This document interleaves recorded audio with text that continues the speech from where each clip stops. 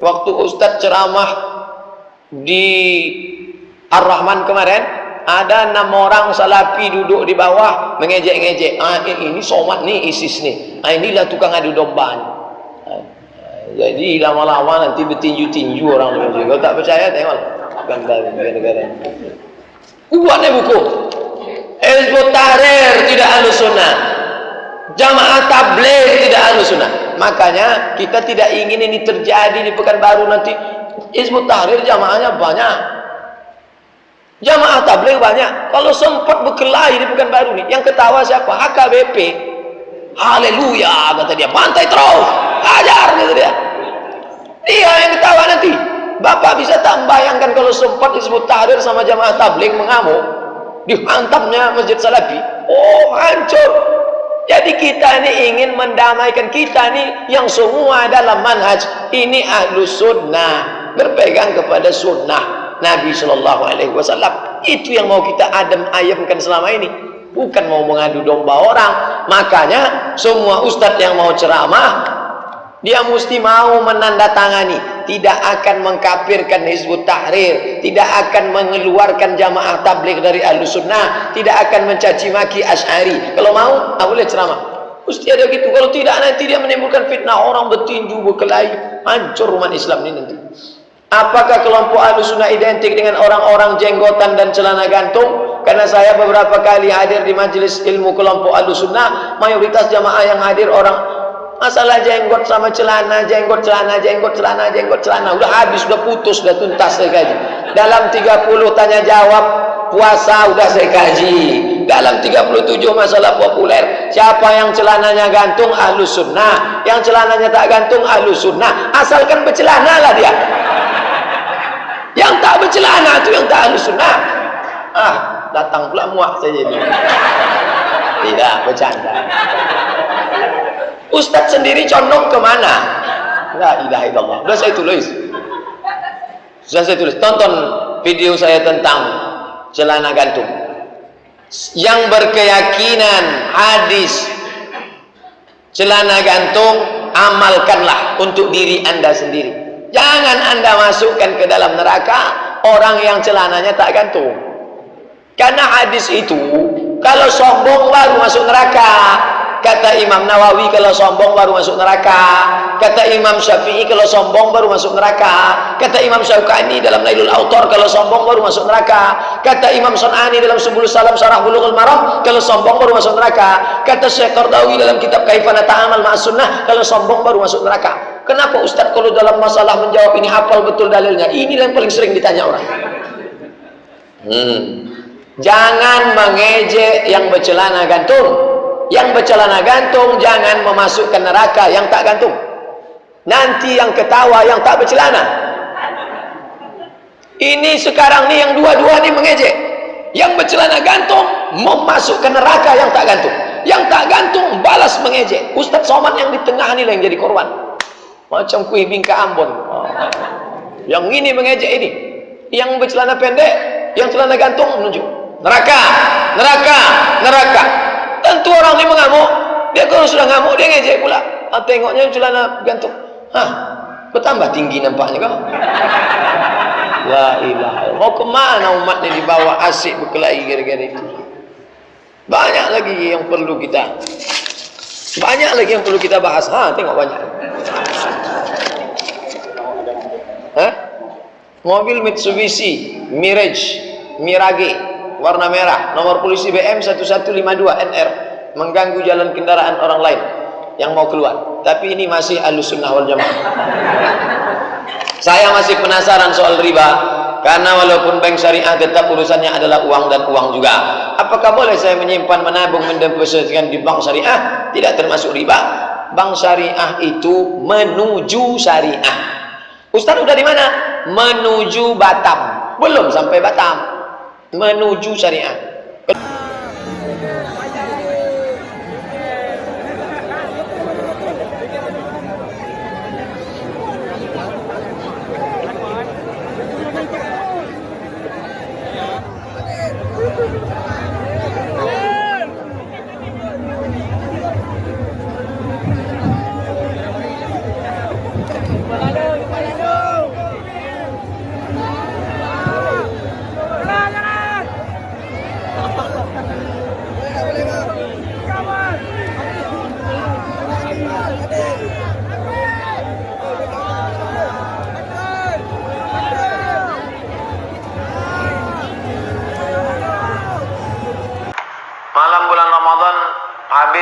hubungan suami istri ketiduran, pas terbangun imsak, tinggal 10 menit, mana yang sebaiknya didahulukan? Mandi junub atau makan? Berwudu langsung makan, karena kalau mandi tak bisa makan. Tapi kalau dia dalam keadaan junub masuk waktu subuh, puasanya sah. Hadis Sahih Bukhari. Ada dibuat Imam Bukhari satu bab tentang orang yang masuk waktu subuh dalam keadaan junub, puasanya sah. Dalam keadaan junub masuk waktu subuh, maka puasanya sah. Yang tak boleh itu masuk subuhnya suci, habis subuh baru junub. Nah, itu yang terjadi.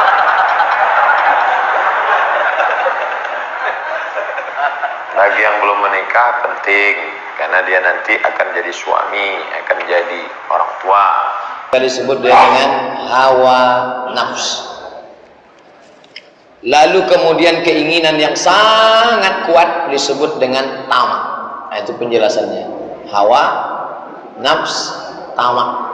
Jadi tamak itulah yang membuat orang menghalalkan segala cara. Riswah, sogok, pokoknya semua halal sama dia. Nah, maka apa yang membuat orang bisa menekan itu? Fa amma man khafa maqama rabbih wa nahan nafsa anil hawa. Siapa yang takut kepada Tuhannya lalu menahan hawa nafsunya, fa innal jannata hiyal ma'wa, maka surgalah tempatnya. Maka kalau kita tengok akhir daripada ibadah itu semuanya takut kepada Allah. Puasa, ya ayyuhalladzina amanu kutiba alaikumusyamu kama kutiba alal ladzina min qablikum la'allakum tattaqun. Salat, inna salata tanha 'anil fahsya wal munkar. Haji, wa man farada fihinal hajja fala rafasa wala fusuqa wala jidal. Maka salat, puasa, haji yang tidak memberikan efek terhadap perbuatan, bukan itu tujuan ibadah dalam Islam. Kalaulah umat Islam Indonesia itu salatnya, puasanya, hajinya berkualitas, maka apa yang Bapak sebutkan tadi mungkin, saya tak mengatakan hilang habis, mungkin akan selamat sedikit demi sedikit. Tapi kita masih terjebak pada permainan hawa nafsu.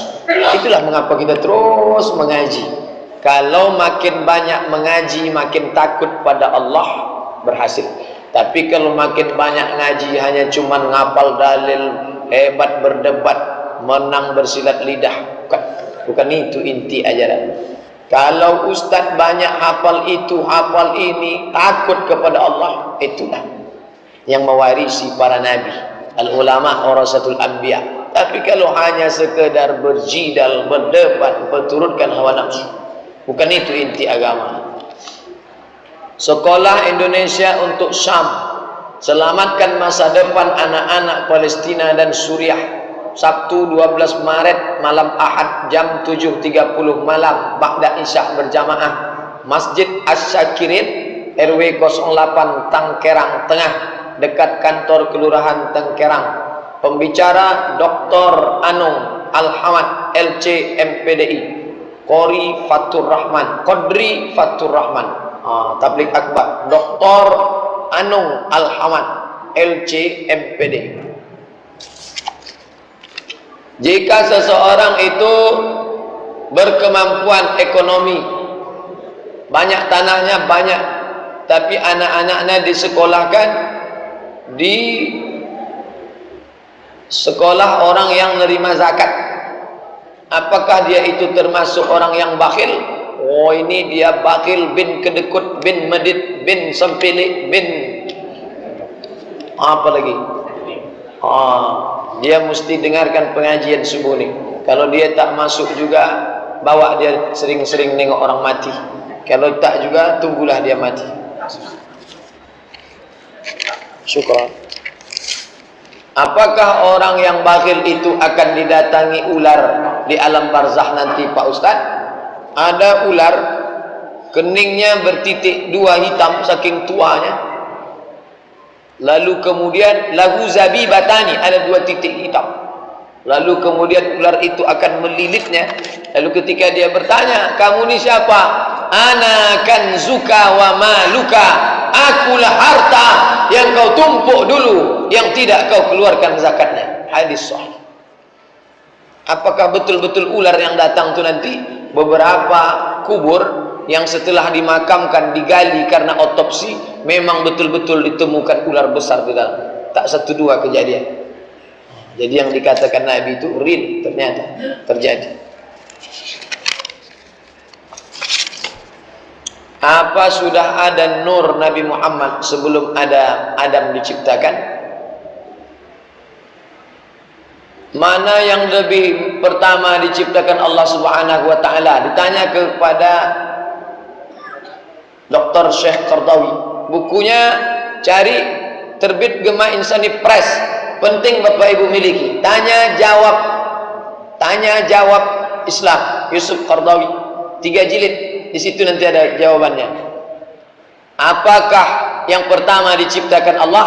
Dibacakannya hadis. Pertama diciptakan Allah Al-Qalam. Nun wal qalami wa ma yasturun. Makhluk yang pertama diciptakan Allah Qalam. Adapun hadis, ya Jabir, wahai Jabir, sesungguhnya yang pertama diciptakan Tuhanmu adalah nuru nabiyyika, nur. Maka hadis Jabir itu hadis palsu. Tak satu dua ulama mengatakannya begitu. Kita pakai hadis yang sahih. Yang pertama diciptakan adalah qalam. Lalu Allah suruh qalam itu menulis. Wal qalami 'allamal insana ma lam ya'lam. Iqra bismi rabbikal ladzi khalaq, khalaqal insana min 'alaq, iqra wa rabbukal akramul ladzi 'allama bil qalam. Bagaimana yang dimaksud dengan zina mata, zina hati? Kutiba ala ibni Adam hazzahu minaz zina. Anak Adam itu ditulis bagian tubuhnya ada zina. Fazinal ainun nazar, zina mata pandangan, zina tangan menyentuh, zina hati berkehendak. Sedangkan kemaluan yukadzibuhu wa yusaddiqu. Mata memandang, kemaluan memperturutkan mata atau mendustakan mata. Kalau memperturutkan mata dilanjutkannya dengan perbuatan zina. Zina yang hakiki. Kalau tidak, maka hanya zina majazi, kiasan. Matanya berzina, lidahnya berzina, tangannya berzina. Apakah perbedaan zina yang jelas dengan zina di hati? Zina yang jelas hukumannya 2. Kalau tidak lempar batu sampai mati atau dicambuk 100 kali. Sedangkan zina mata, zina hati, zina otak, ilusi, pikiran yang terlintas macam-macam, segera ditutup. Allazina idza fa'alu fahishatan aw zalamu anfusahum, orang-orang yang ketika terlintas yang buruk yang kotor dilawan dengan 3, zakarullah, langsung ingat pada Allah, fastaghfirullah li dzunubihim, astaghfirullah, walam yusirru, stop, tutup, putus, jangan lanjutkan. Dalam sholat 2 rakaat, apakah posisi duduknya iftirash atau tawarruk? Menurut mazhab Syafi'i, berdasarkan hadis yang sahih, banyak sekali hadis-hadis sahih yang dijadikan salat itu duduk terakhirnya tawarruk. Tawarruk itu, maaf cakap, pantatnya menempel ke lantai. Mau salatnya 3 rakaat, mau salatnya 2 rakaat, mau salatnya 1 rakaat. 1 rakaat salat witir, duduknya tetap pantatnya nempel ke lantai, tawarruk, jangan goncang. Itu mazhab Syafi'i. Kalau Bapak Ibu melihat ada orang yang duduk tasyahud awal pada salat Jumat, pada salat tahiyatul masjid, pada salat duha, itu mazhab Hambali. Yang Hambali jangan menyalahkan Syafi'i, yang Syafi'i jangan sampai merasa bersalah ketika disalahkan orang. Ini yang sekarang nih, dia bingung, tengok kiri kanan banyak orang iftiras, iftiras pula lah, tengok tawaruk, tawaruk. Nanti saya khawatir tengok orang tak solat pula lah. Apa tak kuat keyakinan? Ini tentang masalah duduk nih. Sudah saya tulis dalam buku 77 tanya jawab salat. Menurut mazhab Hanafi, menurut mazhab Maliki, menurut mazhab Syafi'i, menurut mazhab Hambali. Ini cerita sudah lama, cuman baru sampai ke Pekanbaru belakangan-belakangannya aja. Baru orang yang selama ini bingung dia, kok begini ya, nenek kami tak gini, bapak kami tak gini. Dulu belum ada radio TV rojak, itu maka dia tak berubah. Apa boleh kita baca waktu sujud subhanakallahumma wa bihamdika Allahumma firli? Buka 77 tanya jawab salat. Subhana rabbiyal a'la. Subhana rabbiyal a'la wa bihamdih. Subuhun qudus rabbuna wa rabbul malaikati war ruh. Subhanakallahumma wa bihamdika Allahumma firli. Allahumma ja'al fi qalbi nura wa fi sam'i nura wa fi basari nura wa an yamini nura wa an yasari nura wa min amami nura wa min fawqi nura wa min tahti nura wa min fawqi nura wa min tahti nura wa ja'al li nura. Dah saya tulis dah, download gratis, cetak print, bacaan sujud boleh. Apa beda boneka dengan patung? Boneka mainan budak-budak, mainan anak kecil. Kalau patung mainan mak bapak. Kalau emaknya main boneka, itu terganggu otaknya. Anak kecil yang boleh boneka. Boneka Barbie. Kalau dibelinya boneka Barbie pakai baju kutang, maaf cakap, jahitkan baju Melayu. Ada tukang jahit itu pandai. Pak, ini tengok boneka baratnya. Anak saya minta juga boneka, gunting baju tak baik itu. Minta jahitkan baju Melayu. Tengok, cantik juga dia. Karena pengaruh pakaian itu kuat. Pakaikan jilbab boneka. Cuman jadi masalah bonekanya berjilbab, emaknya pula tak berjilbab. Gimana cara mengqadha salat yang sudah lama tinggal? Kalau salatnya satu, ganti satu. Kalau salatnya setahun, ganti setahun. Setiap habis salat fardu, salat sekali. Nanti zuhur, habis salat fardu zuhur, laksanakan zuhur qadha.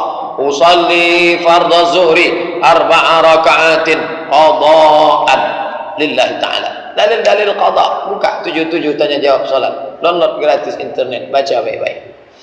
Bagaimana salat ibu yang menutup tempat sujudnya dengan mukena telekung yang dipakainya waktu salat? Waktu mau sujud, ditariknya mukenanya itu ke tempat sujud. Atau ditariknya ini ke atas gini. Sehingga tertutup. Apakah salatnya sah? Sah. Itu juga mana tahu ada ustaz nanti penceramah peci. Ada model ustaz penceramah.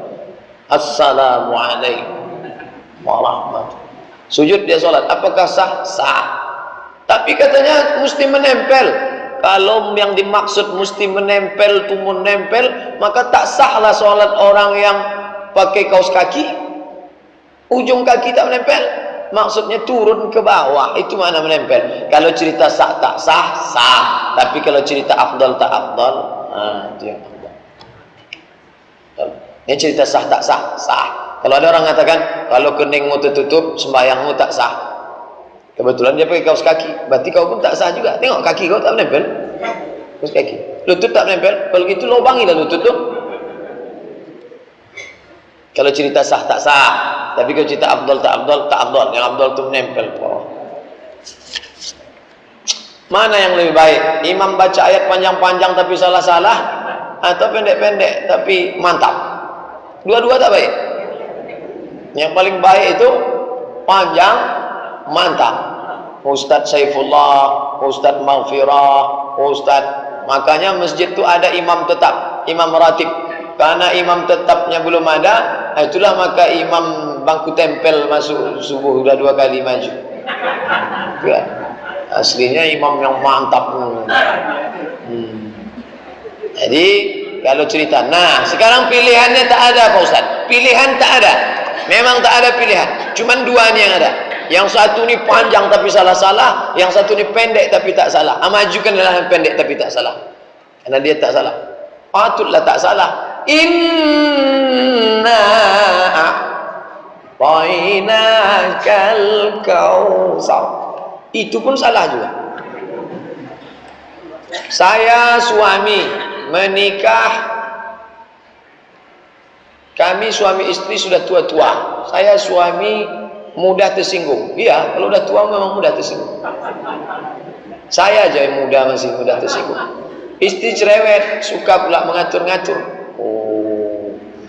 Sehingga kami seringlah bertengkar Pak Ustaz. Apa nasihat Pak Ustaz? Pegang tasbih. Tasbih kemana-mana pegang. Makanya ulama-ulama Syekh Abdul Halim Mahmud tak pernah lepas tasbih. Jadi kalau nanti dia berepet, bapak bertasbih, subhanallah, subhanallah, subhanallah, subhanallah. Orang itu makin kita dengar repetnya, dia makin bersemangat. Kalau bapak dengar, dia makin bersemangat, bapak makin tersinggung. Tapi kalau bapak petik tasbih itu, kau teruslah, subhanallah, subhanallah, subhanallah, subhanallah. Itu amalkan yang saya sampaikan ini, insya Allah. Kalau tak berubah, Sabtu depan buat surat lagi. Satu itu aja, buat tasbih. Insya Allah berhenti dia. Paham Ahlus Sunnah itu apa? Paham Ahlus Sunnah itu apa? Ahlus Sunnah itu orang yang berpegang dengan yang kata Nabi, ma ana alaihi wa ashabi, ma ana alaihi wa ashabi, apa yang ditempuh oleh aku dan sahabatku, itulah Ahlus Sunnah.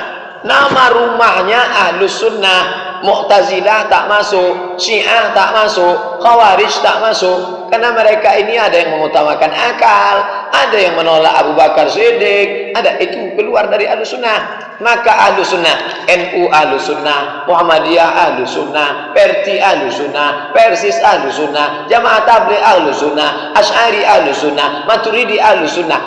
Ahlus Sunnah dari dulu Ahlus Sunnah itu. Apa hubungannya dengan Salafi? Salafi dibuatnya kapling. Yang Ahlus Sunnah itu cuma kami, selain kami bukan Ahlus Sunnah. Itu maka ini pertanyaan. Paham Ahlus Sunnah itu apa? Dan apa kaitannya dengan Salafi?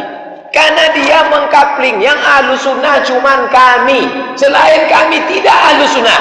Baca buku Abdul Qadir Jawas, dari Jawas dibuatnya daftar yang tidak Ahlus Sunnah, Jamaah Tabligh tidak Ahlus Sunnah, Hizbut Tahrir tidak Ahlus Sunnah, Nahdlatul Ulama tidak Ahlus Sunnah. Mengamuklah semua orang. Ketika orang mengamuk, baru dia bilang ekstrim, ekstrim, ekstrim. Dia mancing duluan. Baru sekarang semalam masuk SMS waktu Ustadz ceramah di Ar-Rahman kemarin. Ada 6 orang Salafi duduk di bawah mengejek-ngejek. Ini somat nih, ISIS nih. Inilah tukang adu domba. Jadi lama-lama nanti bertinju-tinju orang itu. Kalau tak percaya tengok gambar negara. Buatnya buku. Hizbut Tahrir tidak Ahlus Sunnah. Jamaah Tabligh tidak Ahlus Sunnah. Makanya kita tidak ingin ini terjadi di Pekanbaru nanti. Hizbut Tahrir jamaahnya banyak. Jamaah Tabligh banyak. Kalau sempat berkelahi di Pekanbaru nih, yang ketawa siapa? HKBP. Haleluya kata dia, bantai terus, ajar kata dia. Dia yang ketawa nanti. Bapak bisa tak membayangkan kalau sempat Hizbut Tahrir sama Jamaah Tabligh mengamuk, dihantamnya Masjid Salafi. Oh, hancur. Jadi kita ini ingin mendamaikan, kita ini yang semua dalam manhaj ini Ahlus Sunnah, berpegang kepada sunnah Nabi Shallallahu Alaihi Wasallam. Itu yang mau kita ayamkan selama ini, bukan mau mengadu domba orang. Makanya semua ustadz yang mau ceramah, dia mesti mau menandatangani, tidak akan mengkafirkan Hizbut Tahrir, tidak akan mengeluarkan Jamaah Tabligh dari Ahlus Sunnah, tidak akan mencaci maki Asy'ari. Kalau mau, boleh ceramah. Mesti ada gitu. Kalau tidak, nanti dia menimbulkan fitnah, orang bertinju, berkelahi, hancur umat Islam ini nanti. Apakah kelompok Ahlus Sunnah identik dengan orang-orang jenggotan dan celana gantung? Karena saya beberapa kali hadir di majelis ilmu kelompok Ahlus Sunnah, mayoritas jamaah yang hadir orang masalah jenggot sama celana, jenggot celana, jenggot celana, jenggot celana. Udah habis, udah putus, udah tuntas saya kaji. Dalam 30 tanya jawab puasa udah saya kaji. Dalam 37 masalah populer, siapa yang celananya gantung Ahlus Sunnah, yang celananya tak gantung Ahlus Sunnah. Asalkan bercelana lah dia. Yang tak bercelana itu yang tak Ahlus Sunnah. Datang pula muak saya jadi. Tidak, bercanda. Ustadz sendiri condong kemana? La ilaha illallah. Sudah saya tulis. Tonton video saya tentang celana gantung.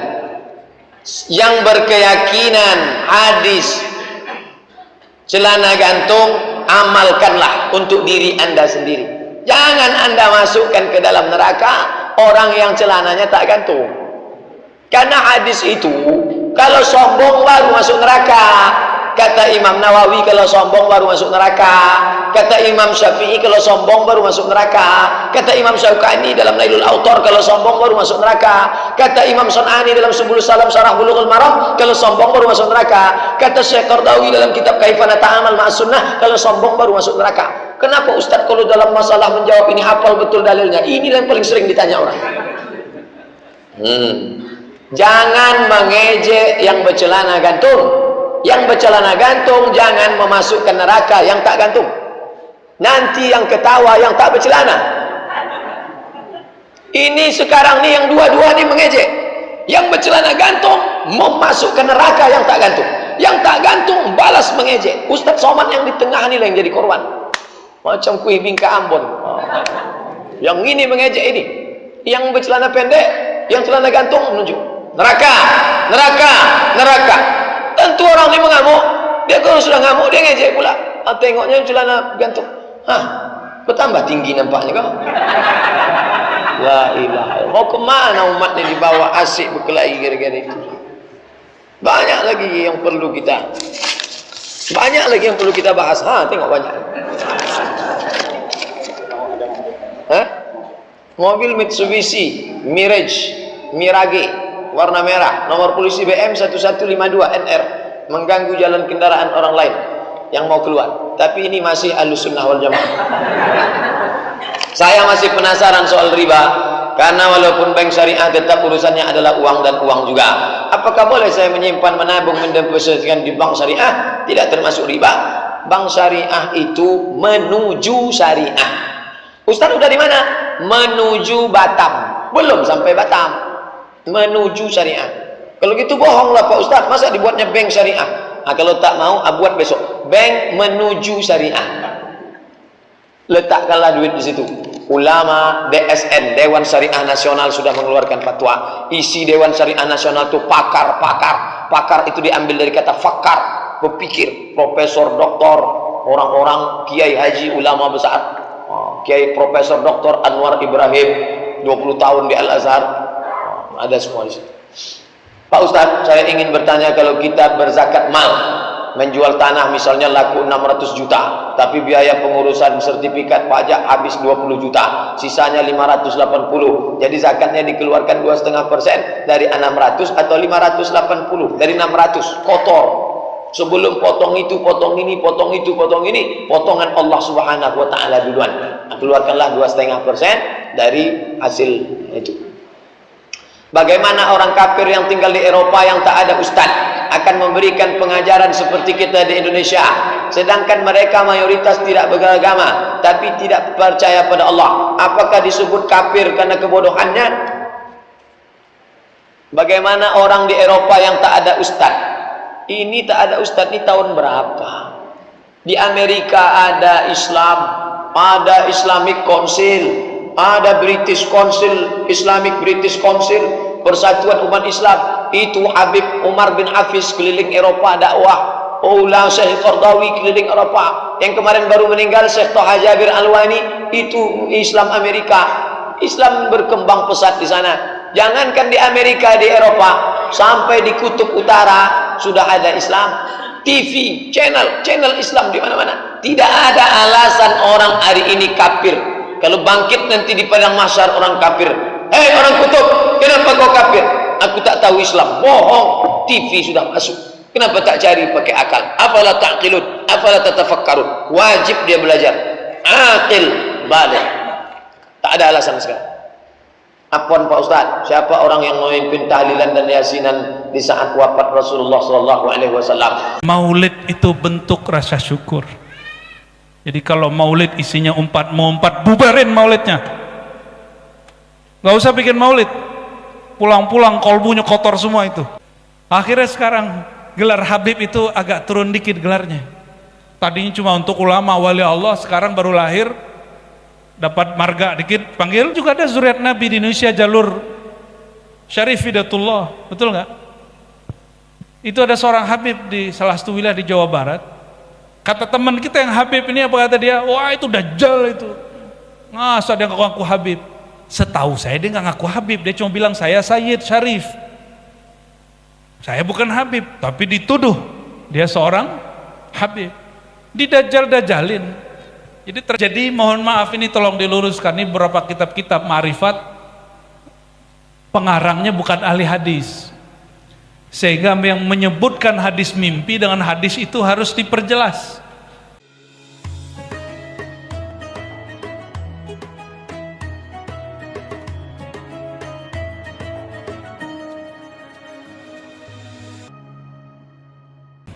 Yang saya hormati Pak Haji Alimuddin dan istri ya, Bu Hajah Marwiyah ya, dan semua para masyayikh, para habaib. Bingung, banyak bener nih ya. Saya dari dulu meyakini salah satu mujizat Nabi Muhammad SAW adalah baqa'u dzurriyyatihi, lestari zuriatnya sampai saat ini. Karena dalam Sahih Bukhari, hadis yang sahih, seorang sahabat bertanya, wahai Rasulullah, kami kalau mengucap salam tahu assalamualaika, yang tadi antum baca itu ya, aliran apa tuh, ngerok ya, rapper apa namanya tuh, ngeri kali beb, didikan antum nih beb ya. Aneh akhirnya pakai zikir rifaiyah tuh, Allah gitu. Ya cocok, untung pernah kita belajar thariqat begituan. Kalau nggak pusing juga, aneh kan dulu mengharamkan musik. Kalau nggak pernah belajar thariqat yang pakai musik, waduh masya Allah ya, gedek bener aneh main itu.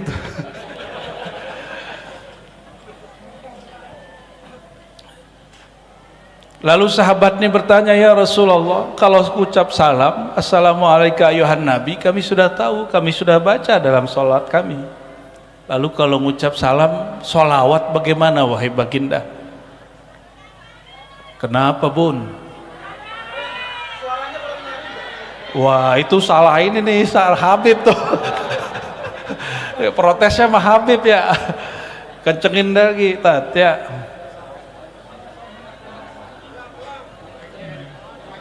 Tes, sudah kenceng belum? Udah nyampe belum? Wah, speakernya harus taruh di situ atuh tuh. Itu kalaupun saya berdiri gak juga nyampe ke sono.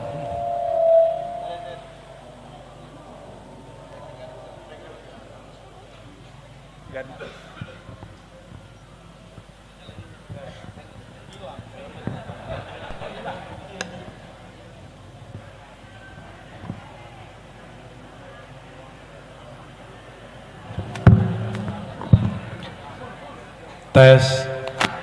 Oke, yang kedengeran angkat tangan gimana Bib? Ya nggak nyampe. Aduh dari kita lanjut dulu ya. Nanti biar tim Timudin yang urus ya. Sampai di mana tadi? Ya. Untung mereka nggak tahu. Kalau tahu motong orang lagi baca hadis nggak boleh. Ya, motong orang lagi baca kisah Nabi yang sahih tidak boleh, tapi karena beliau-beliau di belakang nggak denger ya apa boleh buat ya. Sayyidina Abdullah bin Umar tidak nyapa anaknya karena motong kalam ayahandanya tentang hadis Nabi sallallahu alaihi wasallam ya. Ini hati-hati ya, kecuali hadis palsu boleh kita potong. Lalu Nabi ditanya, wahai Rasulullah, bagaimana cara mengucapkan salam kepada engkau? Lalu Sayyidina Muhammad SAW menjawab, Qulu, bacalah Allahumma salli ala Muhammad wa ala ali Muhammad.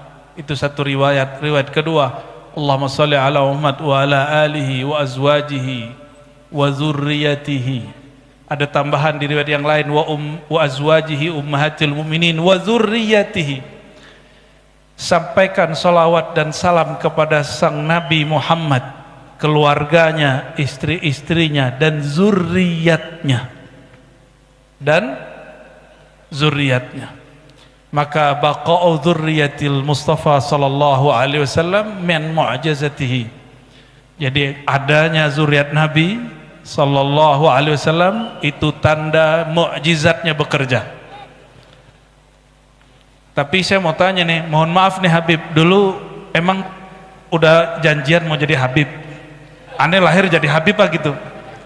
Ada nggak Habib? Nggak ada ya.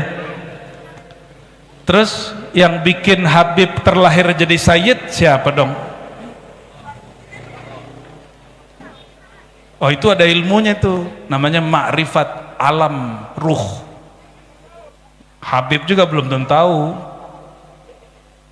Kenapa ada yang lahir jadi ulama? Kenapa ya ada yang jadi Pak Polisi, Pak Haji Limuddin ini ternyata polisi. Nyamar jadi Ustadz. Atau Ustadz nyamar jadi polisi, ya nggak tahu, tanya sama dia deh ya. Itu ada sebabnya semua. Kenapa ada orang yang jadi pemimpin? Senangnya ada yang jadi pedagang. Itu ada sebabnya semua. Dia alam ruh. Itu ada ilmunya mahal ya. Yas'alunaka 'anir ruh qulir ruhu min amri rabbi, itu rahasia Allah tapi dibagi kepada kekasih-kekasihnya. Saya nggak bahas itu deh ya, biar penasaran ente ya. Ya. Nggak ada saya milih lahir jadi orang Indonesia, jadi orang Indonesia. Ada yang milih pengennya jadi orang Indonesia apa jadi orang Brunei? Brunei? Wah ente gak pernah ke Brunei sih ya. Pengen jadi orang Indonesia atau jadi orang Saudi? Saudi. Ente gak pernah tinggal lama di Saudi makanya ngomong begitu. Coba tanya sama beliau-beliau ini, bisa gak buat maulid di Saudi Habib? Bisa gak ngerok kayak gitu? Hah? Kayak ente barusan? Gak bisa. Bisa nggak nyindir-nyindir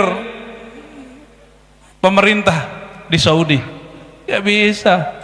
Hanya Indonesia negeri kritik, negeri paling pedes kalau lo ngomong ya. Cuma Indo bersyukur nggak tuh? Coba kalau di Saudi ente kumpul aja 10 orang baca ya Nabi salam alaika, askar datang dibubarin. Saya punya sahabat orang Banjar di Mekah, diculiklah kita musim haji, mau bikin maulid lah, bikin maulid bulan haji, ya nggak apa-apa katanya, kita maulid setiap minggu. Datanglah saya, masya Allah, itu kita naik perumahannya, kompleknya itu naik gunung, waduh capek pegelnya bukan main. Habis itu masuk rumah, itu lantai 3 dikunci semua, jadi nggak kedengeran keluar. Katanya kalau kedengeran bisa dibubarin. Sama tetangga kita juga begitu. Yang ente bilang pertama tadi itu sama. Sohib kita tamatan Hadramaut tidak punya tauliah, itu bikin maulid di apartemen, dikunci semua pintu. Di sini Habib pakai tauliah nggak Bib? Pakai izin nggak bikin maulid Bib? Nggak ada. Maka para habaib harus kasih contoh kepada kami rasa bersyukur tuh kayak gimana ya Bib ya. Ya bersyukur kalau di sini negeri yang boleh kita bebas beragama, bebas bikin maulid. Oh ini kalau di luar negeri Pak, ini bisa dibubarin nih, udah pakai jalan separuh Pak ya, bener, separuh jalan kita udah pakai. Tadi pejabat lewat nggak dibubarin kita. Alhamdulillah. Masih protes jadi orang Indonesia. Ente cari bumi lain ya, cari Indonesia lain yang bisa bikin maulid seperti ini. Aneh taruhannya ente nggak bakal ketemu, 70.000 tahun juga nggak ketemu. Serius Pak, inilah negeri paling santuy ya, negeri paling rileks. Gimana, bersyukur nggak? Dan maulid itu bentuk rasa syukur. Jadi kalau maulid isinya mau umpat, bubarin maulidnya. Gak usah bikin maulid. Pulang-pulang kolbunya kotor semua itu. Karena sibabul muslim fusuq. Hadis sahih Bukhari.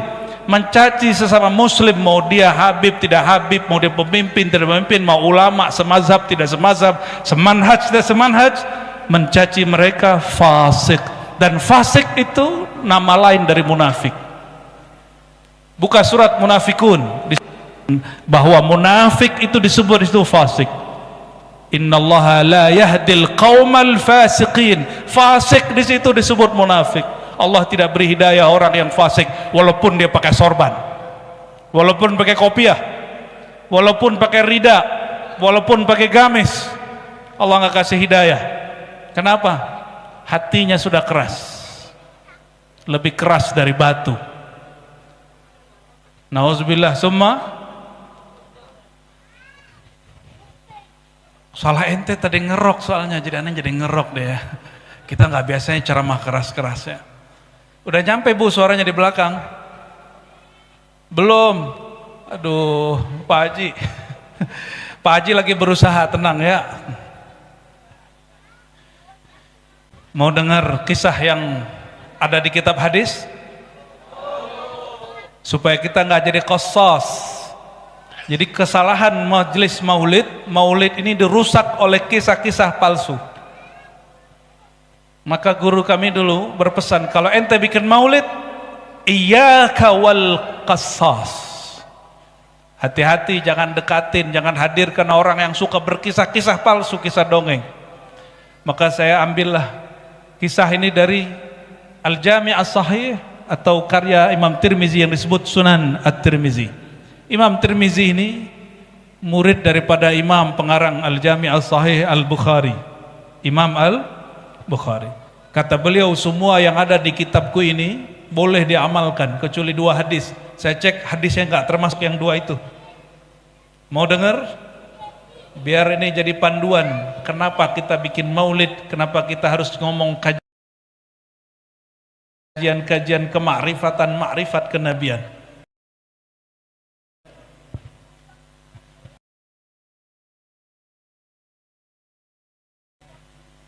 Diriwayatkan dari Sayyidina Abdullah bin Abbas radhiyallahu taala anhuma. Apa kata beliau? Suatu kali Nabi SAW kharaja, Nabi keluar dari kamarnya, hujuratnya. Dan orang-orang nggak tahu, para sahabat nggak tahu Nabi sudah ada di luar masjid. Dan mereka sedang yajtami'un, mereka sedang ngumpul-ngumpul muzakarah. Ini sahabat-sahabat kalau ngumpul nggak ngomongin nasab. Ya, sahabat ngumpul ngomongin lakob-lakob, gelar-gelar kemakrifatan. Makrifat siapa yang dibahas? Makrifat para nabi. Di dalam ilmu kemakrifatan itu ada gelar para nabi, gelar para aulia. Syekh Abdul Qadir Jilani, Sidi Ahmad Rifai, itu gelar-gelarnya sampai 100-an.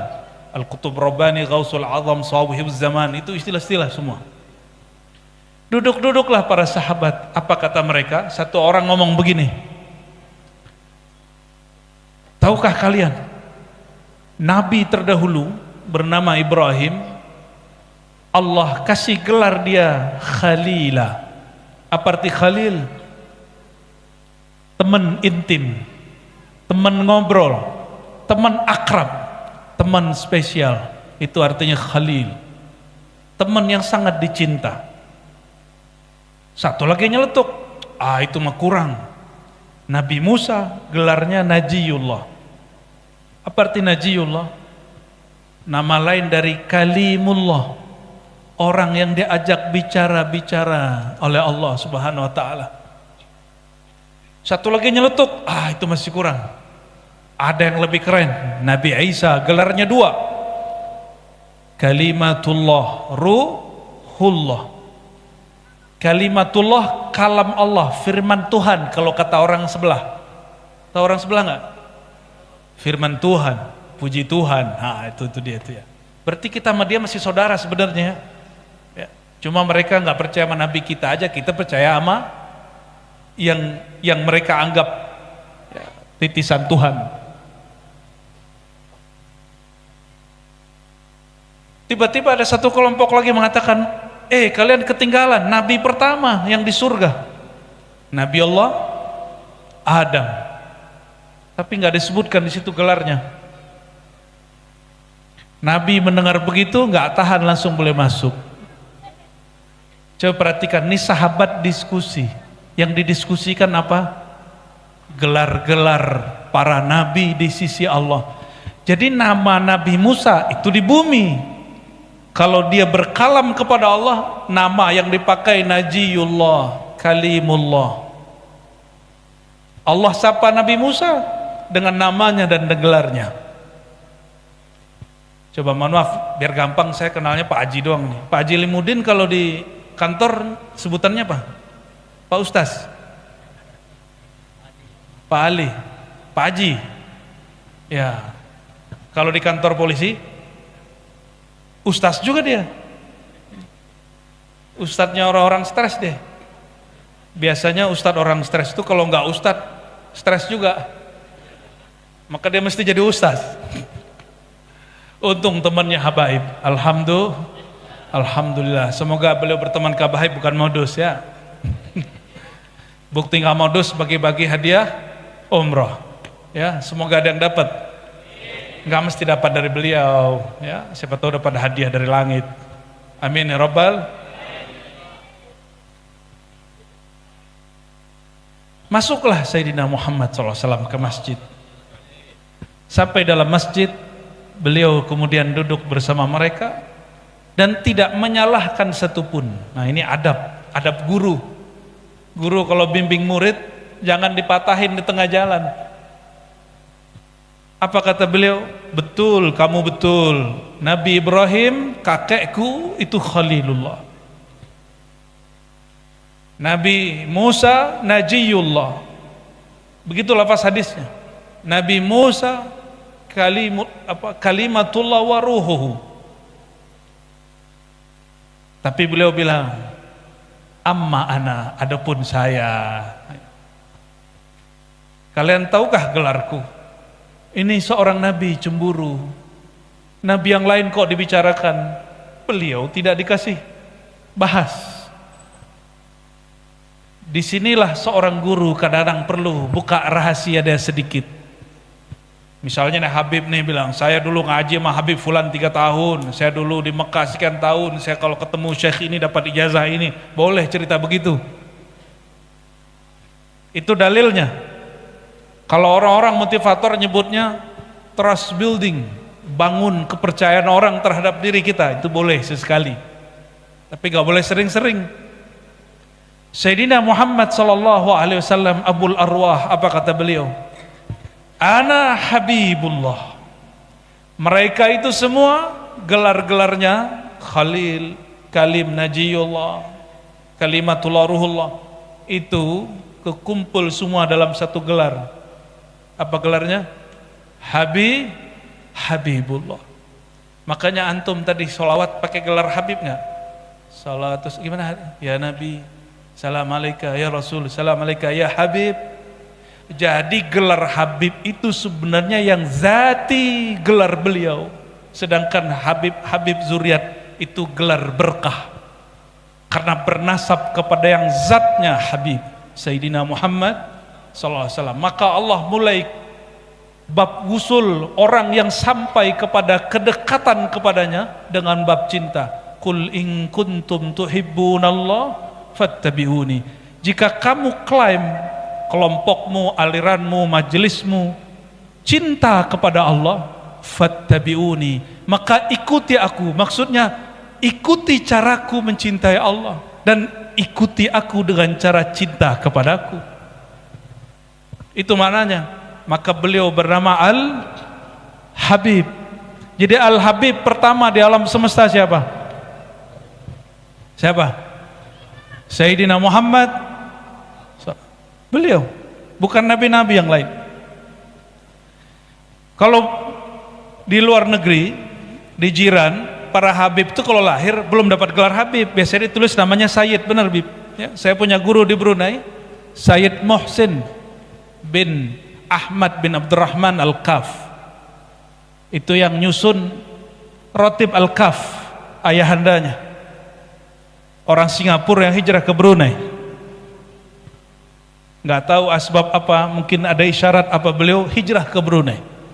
Saya minta ijazah beliau, minta sanad beliau, dan orangnya sangat tawadu sekali. Ya, beliau namanya hanya ditulis Sayyid Muhsin. Tapi kalau kami jumpa, kami panggil Habibana. Tapi ini Habib bukan Habib Hadrami, Habib Azhari. Habibnya ngajinya di Al-Azhar, tapi lama di Jeddah kepada Al-Habib Abdul Qadir Segaf, lama di situ. Jumpa dengan Syekh Yasin, jumpa dengan Abuya Said Muhammad Alawi Al-Maliki, jumpa dengan, kalau di Mesir itu ada mursyid kabir namanya Saleh Al-Ja'fari, ya, mursyid Tariqah Idrisiyah Ahmadiyah, dan banyak masyaikh. Gelar nama depannya As-Sayyid. Dan seingat saya tahun 2005-2006, kawan saya dulu orang Betawi, seorang Habib, beliau salah satu murid-murid awal Habib Omar di Darul Mustafa. Apa kata beliau? Kami kalau di Yaman yang digelari Habib itu cuma ulama, baru lahir belum dapat gelar Habib. Tapi asbab kalian nih orang Indonesia, orang Hadramaut kalah katanya. Maksudnya apa? Di sono mancung dikit, pakai serban dikit, panggil Habib. Itu asbab santri Indonesia. Jadi ternyata orang Indonesia ini berpengaruh juga di Hadramaut. Akhirnya sekarang gelar Habib itu agak turun dikit gelarnya. Tadinya cuma untuk ulama wali Allah, sekarang baru lahir dapat marga dikit panggil, ya nggak apa-apa. Kalau bagi saya itu kemajuan. Berarti orang Indonesia kenal zuriat Nabi Muhammad. Tapi bagi habaib itu ujian. Ya, ujian. Ya, beliau-beliau lebih paham lah daripada kami. Kalau masih kecil udah dihabib-habibin orang, pasti dia akan sombong. Benar Habib, saya jumpa yang begitu. Ya. Apa kata dia? Kan juga ada zuriat Nabi di Indonesia, jalur Syarif Hidatullah, betul nggak? Itu ada seorang Habib di salah satu wilayah di Jawa Barat. Kata teman kita yang Habib ini, apa kata dia? Wah, itu Dajjal itu. Masa dia ngaku Habib? Setahu saya dia nggak ngaku Habib, dia cuma bilang saya Sayyid Syarif. Saya bukan Habib, tapi dituduh dia seorang Habib. Didajjal-dajjalin. Jadi ternyata perang nasab ini sudah lama juga ya. Tapi kita nggak mau masuk. Kita ingin fa'aslihu baina akhwaikum. Semoga Allah nanti kirim orang yang mengislah. Amin ya rabbal. Kalau nggak ada kita tunggu aja imam akhir zaman yang mengislah ya. Al-Imam Al-Mahdi, yang bukan urusan kita lah itu. Apa maksud kisah tadi? Para sahabat nongkrongnya ngaji makrifat, nongkrongnya ngaji. Salah satu topik dalam kajian ma'rifatullah adalah alqab ar-ruhaniyah, gelar-gelar rohani.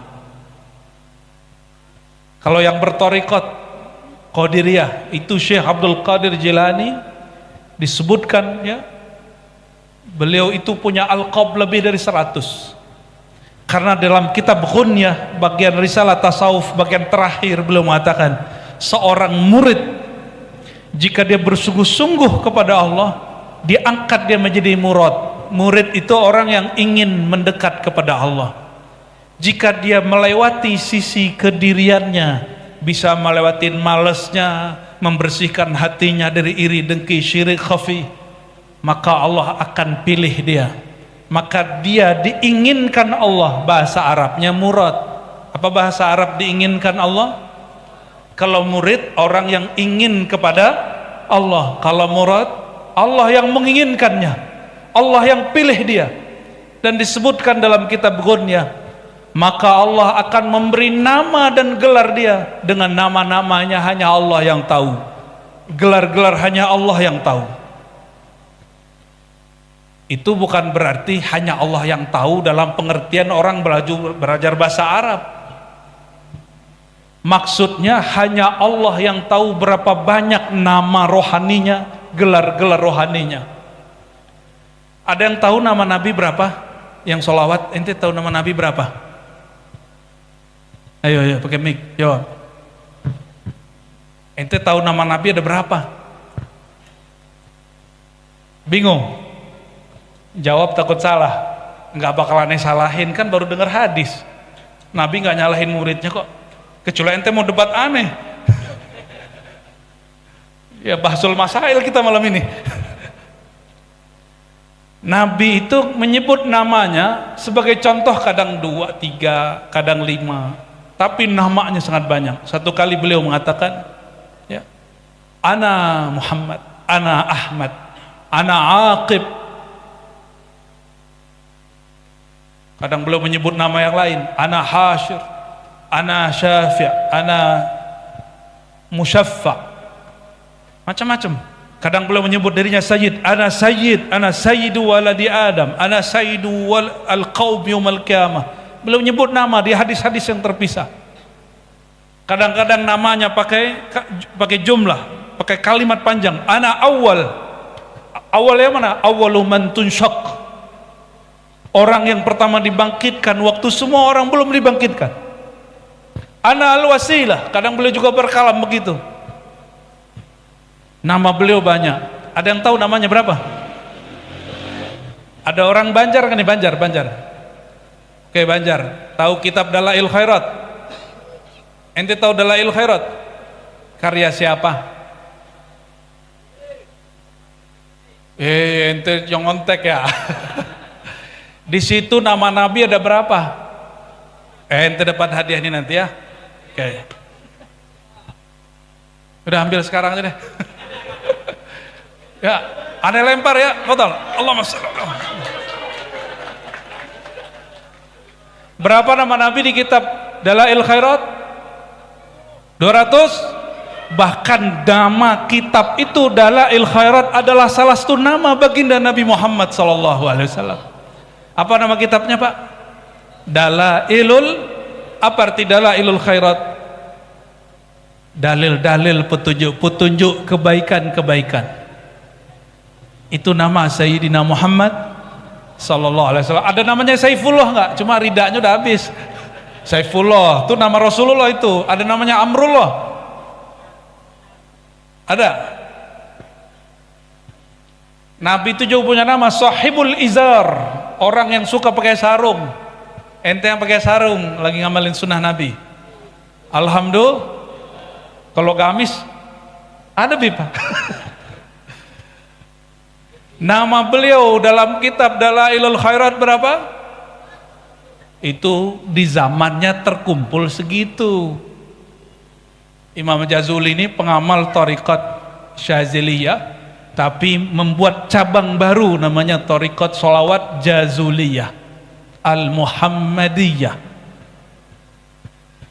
Setelah beliau muncul Imam Suyuti menyebutkan nama baginda sallallahu alaihi wasallam lebih dari 700. Tapi baru-baru ini pulang dari haji, pulang dari umroh ya, Al-Fakir ketemu satu kitab ditulis orang-orang Mauritania, nama Nabi SAW yang dia kumpulkan 2000 kurang 5. Berapa? 2000 kurang 5 berarti berapa ribu tuh? 1900. Ente lolos matematika aja.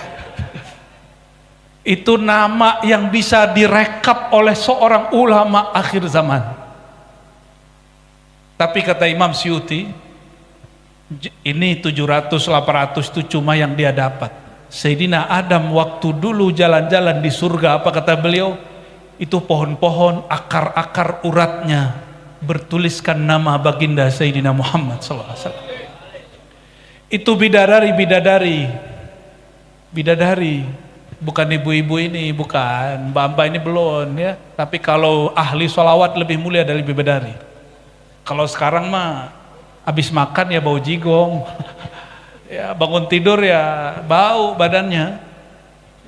Sekali sebulan kedatangan tamu ya, haid, habis melahirkan nifas. Tapi kalau ahli sholawat darahnya lebih harum dari tubuh bidadari. Insya Allah. Itu yang ahli sholawat nih, bapak-bapak ini kalau ahli sholawat itu bidadari jatuh cinta mente. Serius. Apalagi yang ono. Bidadari aja jatuh cinta. Itu bidadari kalau meludah ke muka bumi. Dalam hadis Sahih Muslim dikatakan la'atarat dunya wa ma fiha. Itu bumi seisinya harum. Itu cuma air ludah bidadari. Serius loh Pak. Itu berkat apa? Karena urat-urat lehernya, urat-urat di badannya bertuliskan nama Sayyidina Muhammad sallallahu alaihi wasallam. Oh berarti nama beliau banyak dan ditulis dalam berbagai macam khat kaligrafi. Allahumma salli wa sallim wa barik alaih. Fadal Habib. Habib dari tadi, dari kemarin ikut ya. Barakallah fiik.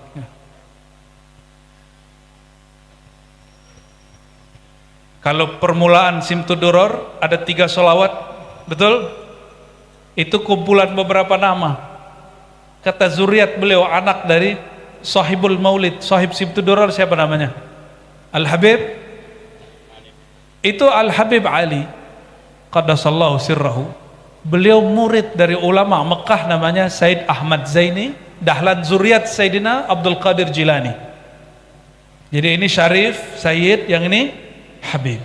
Sezaman dengan Habib Utsman bin Yahya Betawi. Jadi Habib Ali itu sezaman dengan Habib Utsman, sezaman dengan Syekhana Khalil Bangkalan Madura, sezaman dengan Syekh Abdul Azim orang Sumbawa, sezaman dengan Syekh Ismail dari kampung saya Minangkabau, sezaman itu orang. Al-Habib ayahnya terkenal dengan mufti, maka disebut Ibnul Mufti. Dapat isyarat dari Allah, umurnya sudah sangat senior, di atas umur 60 baru ngarang kitab Simtuduror. Betul Habib? Di atas 60. Hadiah untuk orang-orang yang hidup di akhir zaman, untuk kita semua. Itu di muqaddimahnya beliau ringkas ilmu ma'rifat Nur Muhammad sallallahu alaihi wasallam. Itu muqaddimahnya. Saya kemarin diminta oleh kawan-kawan memberi ulasan terhadap Simtuduror karena mereka membuat terjemahan bebas. Ya. Royalitinya nggak ada. Royalitinya insyaallah syafaat Rasulullah sallallahu alaihi wasallam. Saya mulailah baca pelan-pelan, padahal udah sering baca, tapi ketika membaca dengan hati itu lain. Di situ kita kaget-kaget. Al-Habib Ali Al-Habsyi itu menjelaskan tentang Nabi Muhammad SAW itu pernah Allah munculkan di rahim dunia. Ada istilahnya begitu. Jadi sebelum lahir di alam semesta ini, itu nurnya ditebar di dunia, di alam. Habis itu baru kemudian diciptakan, ya, diciptakan nur. Nabi Adam belum ada. Saya baru fahamlah cara menjelaskan hadis Nabi. Di hadis Imam Tirmizi, hadisnya sahih. Ini hadis sahih. Kajian Nur Muhammad itu hadisnya sahih. Cuma ada hadis yang palsu juga. Apa kata beliau ketika ditanya oleh para sahabat? Qala Abu Hurairah, ya. Qalu, para sahabat bertanya, ya Rasulullah, mata kunta nabiyya? Kapan engkau telah diangkat menjadi nabi? Ayo, kapan angkat? Umur berapa? Umur berapa? Ya salam. Ini enggak update ini ya. Ini enggak ikut kajian aneh berarti nih. 40. Astagfirullah. Kayaknya sampaikan ke orang Kemenak, itu buku harus direvisi. Enggak sesuai dengan hadis yang sahih. Hadis yang sahih riwayat Imam Tirmizi, beliau jawab, aku jadi nabi. Wa Adam bainar ruhi wal jasad. Adam belum ada. Masih di alam trans antara ruh dan jasad, belum ditiup ruhnya kepada jasadnya. Beliau sudah diangkat jadi nabi. Maka dalam hadis Imam Al-Baihaqi, Imam Hakim, Imam Abu Nuaim dengan sanad yang sahih, beliau mengatakan, kuntu awwalan nabiyyin. Aku adalah nabi pertama, bukan Nabi Adam, bukan Nabi Nuh. Ada yang bisa melawan hadis ini? Coba yang bikin sejarah kebudayaan Islam itu harus dibenarkan, itu harus dilurusin itu. Kita udah koar-koar begini dari sebelum pandemi, kayaknya nggak ada perubahan. Menteri pendidikannya harus ganti sama agamanya, ya. Tapi yang nulis bukan menteri agama ya. Menteri agama bilang, ya, harus bilang kepada penulis, kalian kaji ulang. Kalau nggak kita cariin orang yang nulis, ya, kita cariin orang yang nulis, yang ngerti tentang ma'rifat awal nubuwah, pengetahuan tentang awal kenabian. Berarti Nabi Muhammad umurnya udah berapa itu ya? Ada yang sudah tahu umur batu bara di Kaltim? Ada yang tahu nggak? Oh, dicek ada ketemu. Batu bara Kaltim salah satu batu bara tertua di bumi. Makanya sampai sekarang dikeruk. Udah berapa ganti presiden belum juga habis tuh. Bener nggak? Untung yang ngeruk masih orang Indonesia ya. Coba kayak Papua, habis sudah. Kalau orang Indonesia kan balik-baliknya jadi maulid, ya. Jalannya bagus. Maka kepada yang tukang tambang, ini hati-hati. Zakatnya 20%. Dengerin yang tukang tambang, pengusaha tambang, zakat ente 20%. Sebarkan di majelis-majelis maulid, sebarkan di majelis-majelis pesantren, sebarkan kepada fuqara masakin, bikinin jalan untuk orang-orang yang sedang jalan. 20% itu kok bisa? Kan usaha saya banyak loh. Emang ente pernah bikin batu bara? Kenapa petani cuma 5-10%? Petani itu dia yang nanam, bener nggak? Dia yang pupuk. Hei, para pengusaha batu bara, pernah nggak ente mupuk batu bara? Pernah nggak? Nggak pernah. Buka lahan, ambil. Gitu doang. Ya saya kan ada modal. Iya, modal ente besar, tapi hasilnya kan lebih besar. Itu milik Allah itu. Dan Allah hanya mau jika itu dibagi kepada kekasih-kekasihnya, hamba-hambanya. Ya. Maka semoga pemerintah kita ke depan itu buka untuk pribumi lebih banyak yang urus. Amin. Jadi walaupun saya mau ketawa, izin tambang dikasih ke ormas, tapi saya senang juga. Ya. Biar belagu di jalan aja tuh ya. Bertarungnya di sana. Coba umur batu bara di Kaltim nih, ada yang tahu? Di Banjar, tahu? Info terakhir yang saya dapat, ada satu tempat umurnya 12 juta tahun. Ada yang lebih. Berapa? Umurnya berapa? Berarti bumi kita lebih tua dari Nabi Adam. Nabi Adam yang kita sering bahas. Tapi Nabi Adam ini kan juga banyak. Adam kita itu Adam yang terakhir. Ini kajian baru nggak? Enggak, di kitab ada semua. Cuma ente nggak baca. Ya, Adam itu juga ada berapa generasi? Adam. Adam kita ini Adam 7.000 terakhir. Antara Sayyidina Adam dan kita hampir 7.000 tahun. Sedangkan bumi Borneo ini, batu bara itu kan dulu fosil-fosil pohon, hewan. Umurnya berapa tahun? Lebih dari 12 juta ribu. Wallahu alam. Ya, itu ada ilmunya cara ngeceknya. Kalau pakai mata nggak kelihatan, pakai kasaf nggak bisa. Maksudnya apa kita sebut begini? Nabi Muhammad lebih tua dari itu. Nabi Muhammad SAW lebih tua dari itu. Maka Maulana Syekh Al-Qutub Ar-Rabbani, Syekh Abdul Qadir Jilani, yang nama beliau jadi inspirasi daripada Al-Habib Ali ngasih nama cucunya Al-Habib Abdul Qadir bin Muhammad. Ada yang pernah dengar? Jadi ilmu beliau sebagian besar turun juga kepada cucunya, namanya Al-Habib Abdul Qadir bin Muhammad bin Ali Al-Habsyi. Saya ngambil sanad ke murid Al-Habib Abdul Qadir, sanad Simtud Duror yang antum baca itu ya. Jadi sanad saya ada yang lewat Solo tapi nazil, sanadnya panjang. Kalau lewat ini lebih pendek. Beliau seorang Habib, nih mohon maaf nih Habib Ali Al-Habsyi, beliau juga berthariqah Qadiriyah selain Ba'alawi, selain Syazili. Jadi beliau juga senang berthariqah Qadiri. Maka saya nggak suka ada Habib bentur-benturin thariqat Naqsyabandi, Qadiri dengan Ba'alawi. Karena di Al-Manhaj As-Sawi dikatakan setiap Ba'alawi Syazili, betul nggak?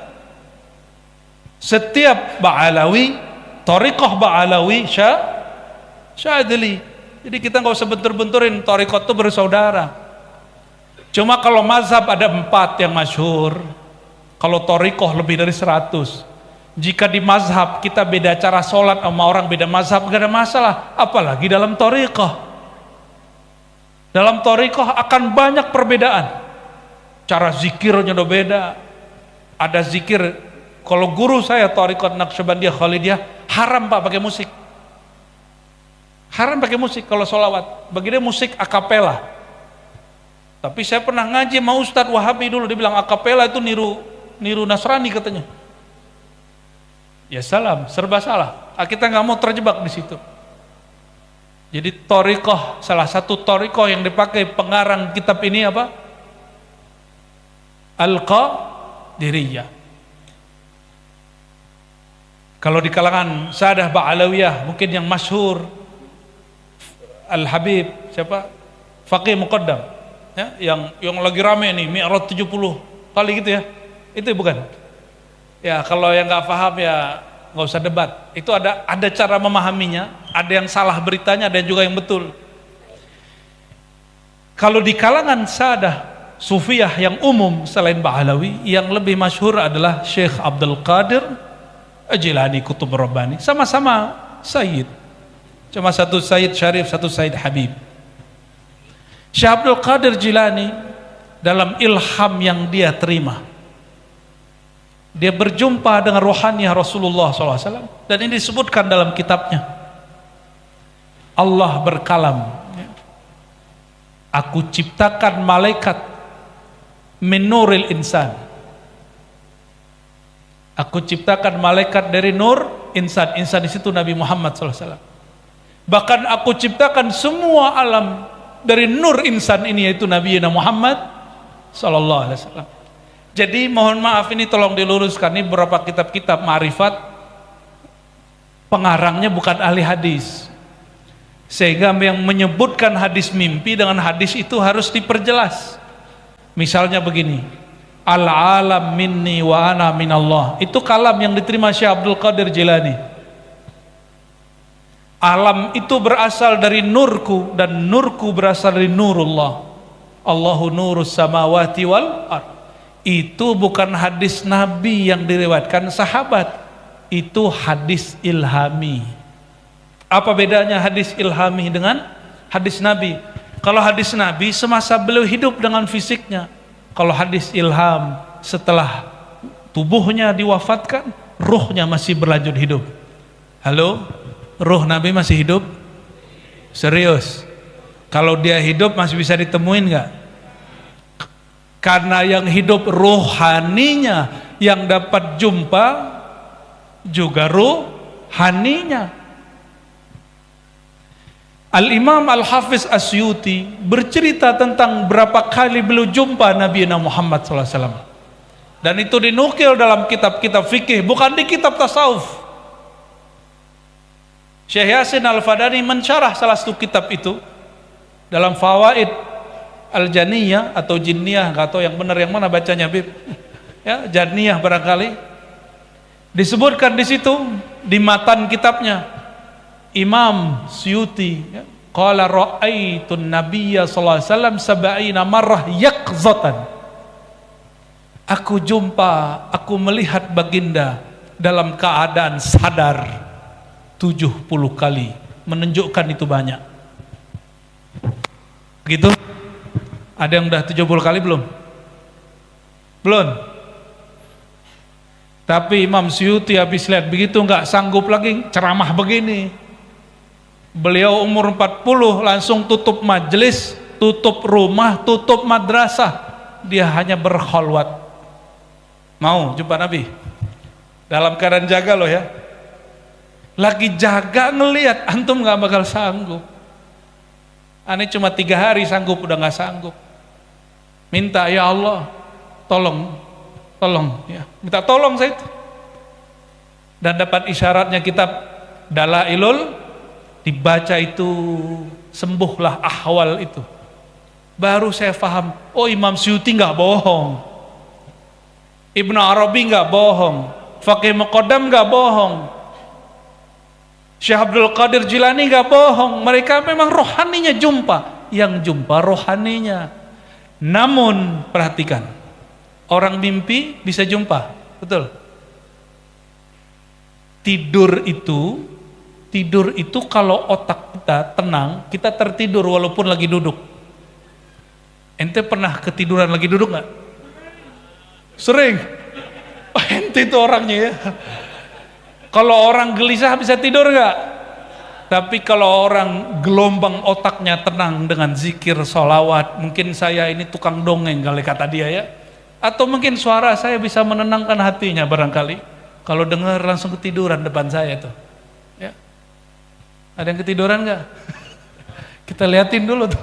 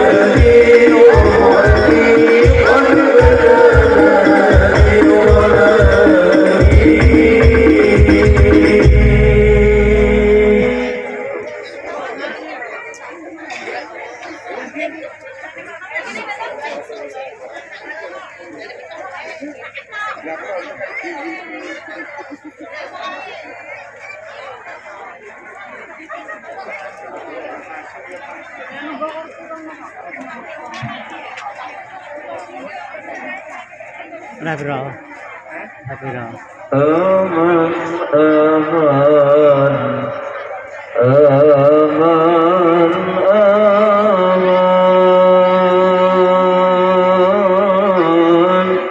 Ya apa baru gue? Indonesia